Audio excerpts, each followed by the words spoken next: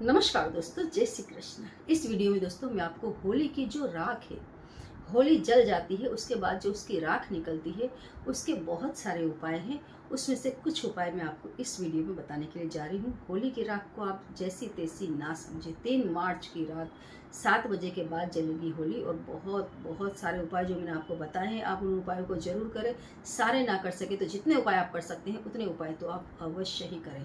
जानकारी दूँ उसके पहले आप सभी को बता दूँ कि होली और धुलेटी वाले दिन पाइराइट की किट पर और मच्छी मनी पर सेल लगा दिया है, तो आप इन्हें मंगवा सकते हैं। पाइराइट की किट में 6 चीजें हैं, मतलब 6 अलग अलग लोग इसे धारण कर सकते हैं। होली की राख दोस्तों, होली जल जाने के बाद दूसरे दिन आपको इस उपाय को करना है। होली की राख जो है ये तमाम प्रकार की बीमारियों को दूर करती है, नेगेटिविटी को हटाती है और ये धन की वृद्धि भी करती है। हम जब हवन करवाते हैं तो हवन की राख हम अपने घर में रखते हैं। हवन की राख का हम ऐसा ही उपयोग करते हैं। अगर नहीं कर रहे हो आप तो कर सकते हैं, जो उपाय मैं आपको बताने के लिए जा रही हूँ। क्योंकि हवन, होली एक बहुत बड़ा हवन ही है। इसमें होलिका भस्म हो गई थी, प्रहलाद बच गए थे, है ना। तो असत्य पर सत्य की विजय है। होली की पूजा में नारियल डाले जाते हैं, सुपारी डाली जाती है, पुष्प उन्हें अर्पित किए जाते हैं, फल चढ़ाए जाते हैं, मक्के और ज्वार की जो फुलका है वो चढ़ाई जाते हैं, घी का दिया अगरबत्ती उन्हें अर्पित करें आप, वो चढ़ाई जाती हैं। और इन तमाम चीज़ों को अर्पित करके आप होली माता की परिक्रमा लगाएं। तमाम प्रकार के रोग दोष से मुक्ति मिलेगी। ये आपको रात को करना है, लेकिन सुबह जहाँ पर होली जलती है वहाँ पर आप जरूर जाएं, एक छोटा सा दिया जला दें और आप प्रार्थना करें कि ये जो भभूत में लेकर के जा रही हूँ वो हमारे घर का ये जो भी आपके घर में कष्ट हो उस कष्ट को दूर करें। ऐसे प्रार्थना करके आप थोड़ी सी भभूत, थोड़ी सी राख अपने घर में ले आएं। राख का कुछ हिस्सा, थोड़ी सी राख ले लें उसमें से, उसे लाल कपड़े में या फिर लाल कागज में रखें और उसमें थोड़ा सा गुलाल डाल दें, थोड़ी सी पीली सरसों डाल दें और उसकी पुड़िया बना करके आप धन स्थान में रख दें। इससे क्या होता है, जैसे जो हमारे शत्रु है जब हम पर कोई बुरा टोना टोटका करते हैं, घर की लक्ष्मी को बांधते हैं, तो अगर धन स्थान में राख रखी हुई है, भभूत रखी हुई है, तो इससे वो टोना टोटका जल्दी से असर नहीं करता है। लक्ष्मी कंटिन्यू आती रहती है। तो आप इस उपाय को करें। दूसरा, जैसे घर में कोई व्यक्ति बीमार है तो आप होली की भस्म उसके मस्तिष्क पर लगाएं, शिखा पर लगाएं, मस्तिष्क पर, गले में मतलब कंठ स्थान में, दोनों हाथों में, बाजुओं में, पैर में, नाभि पर, इन तमाम जगहों पर आप राख को जरूर लगाएं। इससे जो भी बीमार व्यक्ति है उसकी रक्षा होती है। दूसरा, अगर कोई व्यक्ति नेगेटिविटी से पीड़ित है तो उसके शरीर पर भी आप होली की भस्म को अच्छे से घिसें। आप घिसेंगे और हाँ, घिसते समय उसमें थोड़ी सी पीली सरसों भी जरूर मिलाएं। आप घिसेंगे उसी समय आपको एहसास होगा जो नेगेटिव एनर्जी उसकी बॉडी में छुप करके बैठी हुई है। आप देखना, नेगेटिव एनर्जी जल्दी से आउट नहीं होती है, वो छुप करके बैठी रहती है। कई बार जब हम उसके लिए बड़ी बड़ी पूजाएं घर में करवाते हैं तब ये क्या करती है, नेगेटिव एनर्जी छुप जाती है। स्पेशली आप देखिए, खबीज नाम का जो जिंद है वो ज़्यादातर महिलाओं का शरीर पकड़ के रहता है। अगर महिला हैं आप, जैसे पीरियड में कभी बहुत ज़्यादा पीरियड्स आना, कभी बिल्कुल नहीं आना, पीरियड के समय बहुत ज़्यादा तकलीफ होना, एकदम चिड़चिड़ाहट रहना, शरीर भारी रहना, किसी काम में दिल नहीं लगना, रोने का मन करना, ये तमाम चीज़ें जब खबीज शरीर को पकड़ता है या कोई नेगेटिव एनर्जी आपके शरीर में भेजी जाती है तो बॉडी के ये लक्षण दिखाई देते हैं।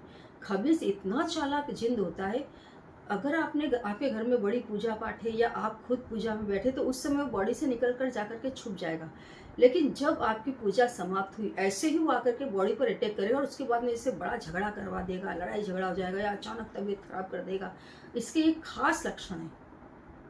तो जब आप भभूत को बॉडी पर घिसेंगे तब भी आपको अनुभव होगा कि हाँ, अगर बॉडी में कोई नेगेटिव एनर्जी है तो तुरंत आप रियलाइज कर पाएंगे कि बॉडी के अंदर कोई नेगेटिव एनर्जी वास कर रही है। होली की भस्म आप अपने पर्स पर भी लगा सकते हैं, ताकि अगर लक्ष्मी को लेकर के कोई भी तंत्र किया गया है तो वो भी दूर होता है। बीमार व्यक्ति का पलंग है या उसकी खाट है तो उसके चारों कोनों में आप होली की राख को रख सकते हैं, उसकी पुड़िया बांध करके खाट के नीचे, जो उस खाट का जो पाया होता है, जो लकड़ी होती है, उसके नीचे आप दबा सकते हैं। जिस धागे से, जिस डोरे से, रस्से से बंधी होती है, उस रस्से के नीचे आप पुड़िया को दबा सकते हैं, या चारों उसकी जो लकड़ियां हैं, जो उसके पाए हैं, उसके नीचे आप उसको दबा सकते हैं। इससे जो बुरे स्वप्न आते हैं उससे भी राहत मिल जाती है। रात को कई लोगों को देखना, दिन में कोई परेशानी नहीं होगी, लेकिन रात को सोएंगे तो ऐसा लगेगा अब मैं श्वास नहीं ले पा रही हूँ, मैं करवट भी नहीं बदल पा रही हूँ, मैं बोलना चाहती हूँ लेकिन बोल नहीं पाती हूँ।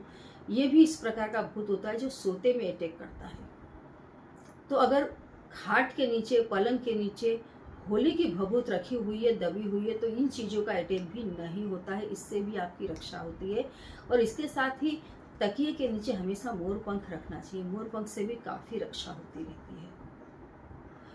और अगर कोई व्यक्ति ज़्यादा तकलीफ में है तो इसको, भभूत को हमेशा अपने घर में रखें, पानी में इसको हल्का सा मिलाएं। जैसे मैं बहुत सारे मंत्र आपको बताती हूँ, उन मंत्रों से इस भभूत को अभिमंत्रित कर लें। जैसे कोई हनुमान जी का मंत्र है, काल भैरव का मंत्र है, उससे आप इसको अभिमंत्रित कर ले 108 बार बोलकर। कई तो मैंने ऐसे मंत्र आपको बताए दोस्तों, तो सिर्फ 21 बार बोल करके आप उसको कोई भी भभूत आप अभिमंत्रित कर सकते हैं, आप पानी को अभिमंत्रित कर सकते हैं।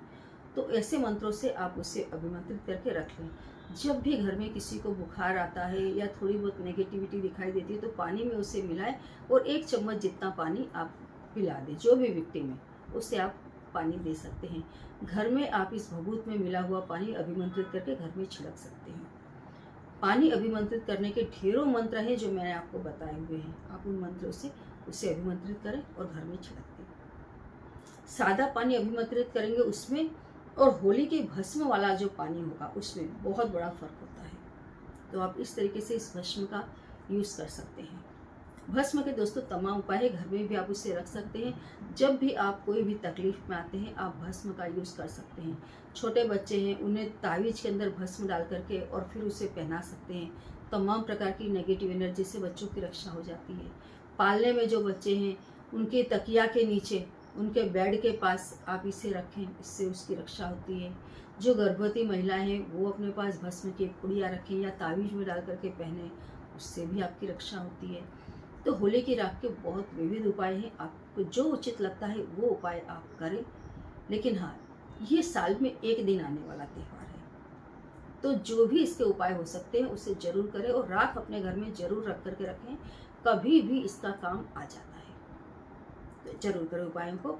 और दोस्तों, अगर आप चैनल पर नए आए हैं तो चैनल को सब्सक्राइब करें, वीडियो को लाइक करें, शेयर करें। जय श्री कृष्ण।